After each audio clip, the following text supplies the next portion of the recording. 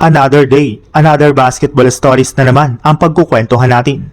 At ngayon nga ay pag-uusapan natin ang balitang lumakas na nga po ngayon ang Cleveland Cavaliers at ang balitang bagong big man na makukuha ng Golden State Warriors.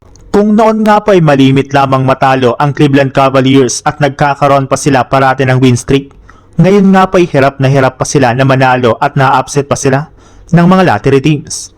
Ito na rin naman nga po ang mismong dahilan bakit maaga silang bumagsak sa standings ng Eastern Conference. Pero sa isang iglap ay nagbago nga po bigla ang sitwasyon at kalagayan ng kanilang team matapos nga po nilang makuha si James Harden sa nagdaang trade deadline. Simula nga po nang maglaro ito sa team ay hindi pa nga po sila natatalo ni isang beses. Gayong tinalo na rin naman nga po nila dito ang ilan sa mga legit na contender sa NBA.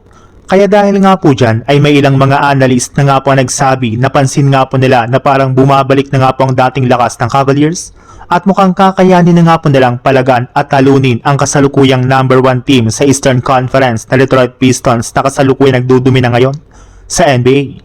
Mas pinalakas nga po ang kanilang opensa hindi lang sa pagsali ni James Harden, bagkus mas nagiging healthy na rin naman nga po ang karamihan ngayon sa kanilang mga key players. Sa ibang balita naman, naunahan na naman nga po ang Golden State Warriors sa pagkuha sa kanilang target na big man na si Mason Plumlee matapos itong pumirma ng 10-day contract ngayong araw sa koponan ng San Antonio Spurs.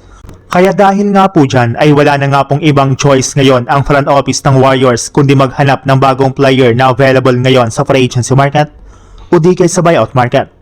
Marami para naman nga pong players na posibleng i-wave ng mga team sa mga susunod na araw bago pa man magtapos ang Pebrero. Ang kaso lang since nga po lampas na sa first apron ang cap space ng Warriors, ay puro mga manlalaro na lang naman nga po na merong veteran minimum contract ang pwede nga po nilang kunin. Hindi na nga po sila pwede pang kumuha ng mga manlalaro na kumukuha ngayon ng mga may malalaking kontrata.